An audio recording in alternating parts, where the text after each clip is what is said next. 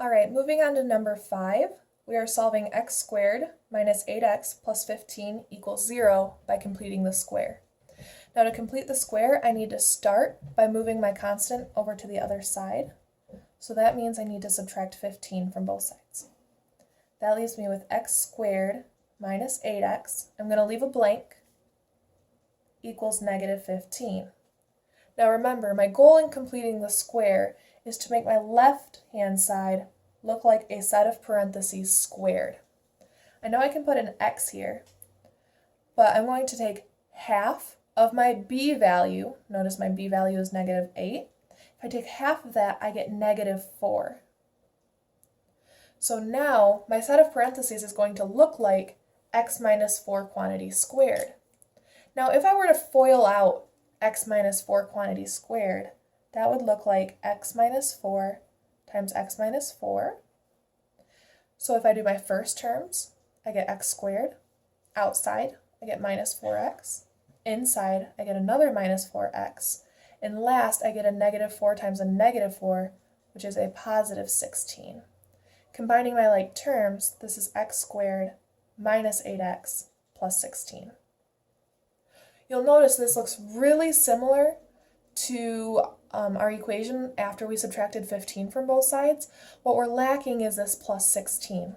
So I need to add that 16 to both sides of my equation.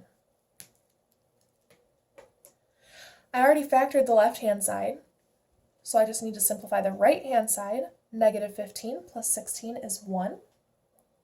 I'm going to take the square root of both sides.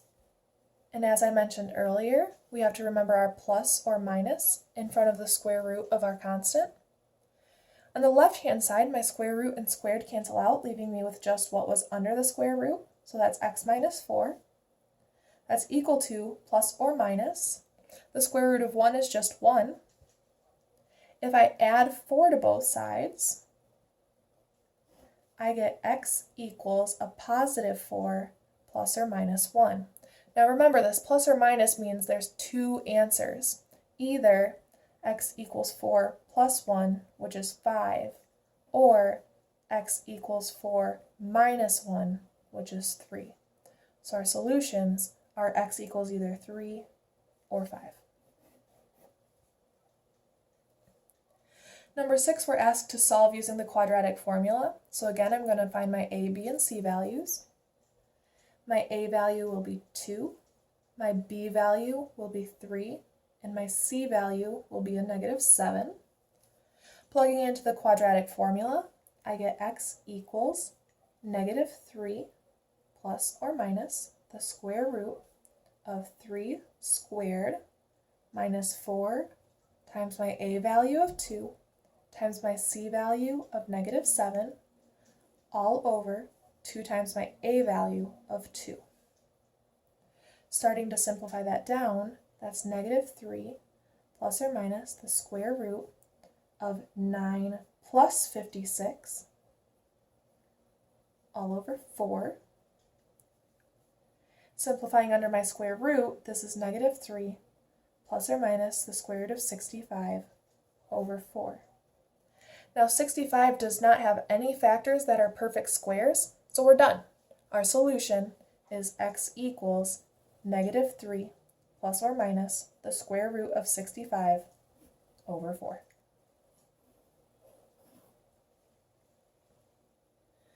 Now number 7 is something like we haven't seen before, so we're going to have to use a little bit of problem solving. Mel is using the quadratic formula to solve a quadratic equation. She substitutes values into the formula and correctly gets negative 5, this should be plus or minus, the square root of 25 minus 12 over 6. Work out the quadratic equation that Mel is solving. Give your answer in the form ax squared plus bx plus c equals 0, where a, b, and c are integers. So our goal is to figure out what a, b, and c are. So I'm going to write down the quadratic formula so we can kind of compare it to what we're given. The quadratic formula says x equals negative b plus or minus the square root of b squared minus 4ac all over 2a.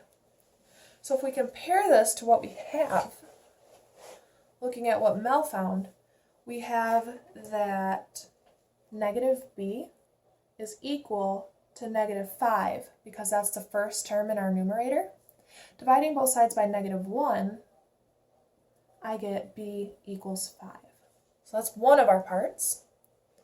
Looking at the denominator is supposed to be 2a, and the denominator that Mel found is 6. So we get 2a equals 6. Dividing both sides by 2, we get a equals 3. Now c is a little bit tougher. The only place we see the letter c is under the radical in this minus 4ac. So if we look at just that term, the minus 4ac, what Mel got was a minus 12 there.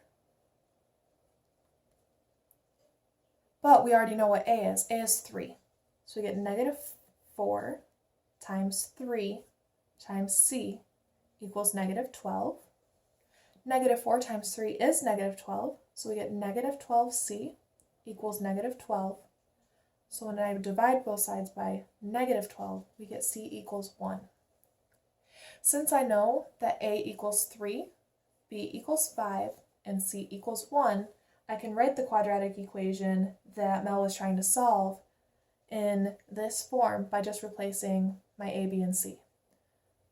So the equation she was trying to solve is 3x squared plus 5x plus 1 equals 0. That is our final answer. Number 8, we are also using the quadratic formula. The problem is we don't have our equation set equal to 0, so that's where we're going to need to start. So I'm going to subtract 12 from both sides of my equation. So I get x squared plus 5x minus 12 equals 0.